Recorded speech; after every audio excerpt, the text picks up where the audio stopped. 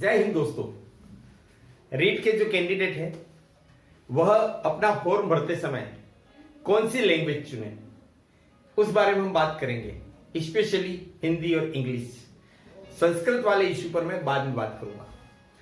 आपने फॉर्म भरा है, आप रीट दे रहे हैं, आपको सिलेबस भी आपने पढ़ा होगा। आपके सामने दो लैंग्वेज है, लैंग्वेज फर्स्ट और लैंग्वेज सेकंड। दोनों के 30-30 मार्क्स हैं। फर्स्ट में आप हिंदी या इंग्लिश ले सकते हैं और सेकंड में आप इंग्लिश या हिंदी ले सकते हैं। अब ऐसा क्या कॉम्बिनेशन चुने जिससे कि 30 और 30 60 अंकों का हमारा जो संघर्ष है ना वो आसान हो जाए, विनिंग कॉम्बिनेशन बन जाए। इसकी वजह से हमारा सिलेक्शन बहुत आसान हो जाए। 60 नंबर बहुत मायने रखते हैं, आप जान रहे, एक एक नंबर की वैल्यू होती है। अब मैं आपको बता रहा हूं कि यदि आप लैंग्वेज फर्स्ट ग्रुप में हिंदी चुनेंगे तो लैंग्वेज सेकेंड आपको इंग्लिश चुननी होगी, और यदि आप लैंग्वेज फर्स्ट इंग्लिश चुनते हैं तो लैंग्वेज सेकेंड में आपको हिंदी चुनना होगी। मैं फिर से बता चुका हूं, यदि कोई संस्कृत लेना चाहे तो उन कैंडिडेट्स के गाइडलाइन के लिए मैं अलग से एक वीडियो और बना दूंगा। यहां हम बात ये करेंगे कि अगर आप दो लैंग्वेज है, हिंदी और इंग्लिश, तो उसमें पहली लैंग्वेज किसे चुने और दूसरी लैंग्वेज किसे चुने। ऑलमोस्ट दोनों में, चाहे हिंदी हो या इंग्लिश हो, दोनों में कुछ हिस्सा कॉमन है। यहां पर आपके लिए बहुत अच्छी चीज ये है कि हिंदी में लैंग्वेज फर्स्ट और हिंदी में लैंग्वेज सेकंड, इसका एक बड़ा हिस्सा कॉमन है। जो कॉमन नहीं है वो मैंने बोर्ड पर लिखा है। अगर आप हिंदी में लैंग्वेज फर्स्ट लेते हैं ना तो आपको अलग से क्या पढ़ना पड़ेगा जो सेकंड में नहीं है। ऐसा हिस्सा क्या है हिंदी को अगर आप लैंग्वेज फर्स्ट चुनते हैं तो पर्यायवाची, विलोम, एकार्थी शब्द, वाक्यांश के लिए एक शब्द, विशेष, शब्द शुद्धि, रेखांकित शब्दों का अर्थ स्पष्ट करना, राजस्थानी शब्दों के हिंदी रूप और हिंदी भाषा शिक्षण में चुनौतियां। ये वो हिस्सा है जो आप लैंग्वेज फर्स्ट में हिंदी भरते हैं तो आपको पढ़ना पड़ेगा। यह हिस्सा अगर आप हिंदी सेकंड चुनते हैं तो उसमें नहीं है। अब हम देख लेते हैं कि अगर आप हिंदी को सेकंड लैंग्वेज के रूप में ऑप्ट करते हैं तो वो कौन सा हिस्सा है जो आपको पढ़ना पड़ेगा अलग से, जो कॉमन नहीं है।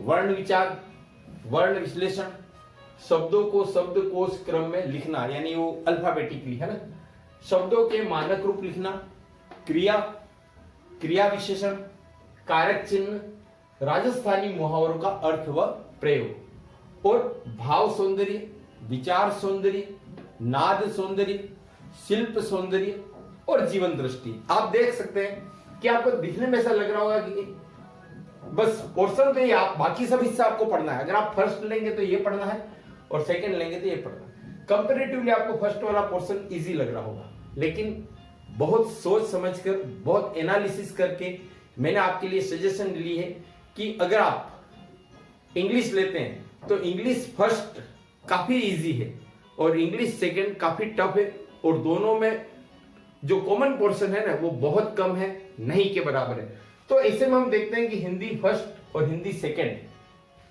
कोई ज्यादा जो डिफिकल्टी लेवल है ना उसमें कोई ज्यादा डिफरेंस नहीं है।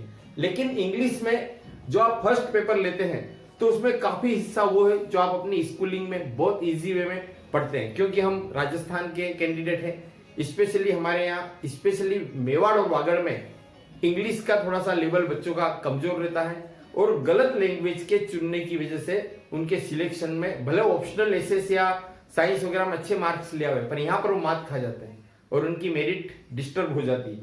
जो आप इंग्लिश को अगर आप फर्स्ट चुनते हैं तो उसमें अधिकतर पोर्शन ऐसा है जो आप बहुत अच्छी तरह से आपने कहीं न कहीं 10वीं में 12वीं में किसी न किसी स्तर पर पढ़ा होता है, क्योंकि नॉर्मली स्कूलिंग में जो ग्रामर वाला पोर्शन है ना वो छुड़वा दिया जाता है। लेकिन यही ग्रामर पोर्शन कॉम्पिटिटिव एग्जाम्स में बहुत इंपॉर्टेंट रोल प्ले करता है, उसमें से आएंगे क्वेश्चन।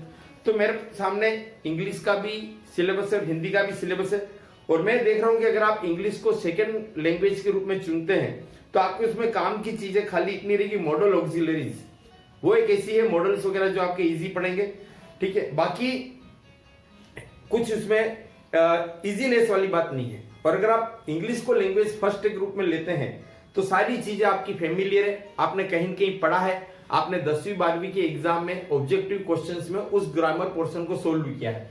वहीं पर आप इंग्लिश को फर्स्ट लैंग्वेज के रूप में चुनते हैं और हिंदी को सेकंड लैंग्वेज के रूप में चुनते हैं, तो आप देख रहे हो कि सेकंड लेवल पर भी हिंदी का जो आपका सिलेबस है वो कोई टफ नहीं है, हमारा फेमिलियर ही है। इसलिए यहां पर मैं आपको यही सजेस्ट करूंगा, किसी के कहे सुने में ना आवे, लैंग्वेज फर्स्ट सेकंड। हिंदी का तो मैंने लिख दिया है, इंग्लिश का बहुत ज्यादा वेरिएशन होने के कारण मैंने नहीं लिखा है। आप लैंग्वेज फर्स्ट के रूप में इंग्लिश को चुनिए और लैंग्वेज सेकंड के रूप में हिंदी को चुनिए। यहां पर देख लीजिए कि आपके जो एक बहुत अच्छी चीज मैं आपको बता रहा हूं कि जो सिलेबस का जो पोर्शन है ना वह किससे लिया गया है, 2019-20 का जो आरबीएससी का जो अपना सिलेबस है, आजकल सीबीएसई और एनसीईआरटी के समकक्ष ही कर दिया गया है, उसमें से लिया गया है। लेकिन डिफिकल्टी लेवल क्या रहेगा, 12th लेवल तक का होगा। मैं आपको इसको क्लियर करना चाह रहा हूं कि जैसे अपन एक सिंपल सी बात करेगा, आपने मेरी बात मानी और हिंदी को आपने क्या ले लिया, सेकेंड लैंग्वेज के रूप में चुना। अब यहां पर कारक चिन्ह है।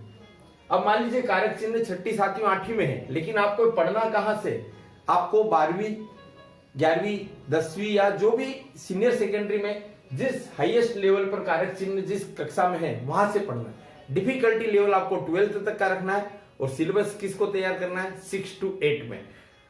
आपका बहुत अच्छा ये कॉम्बिनेशन रहेगा। धन्यवाद, जय हिंद।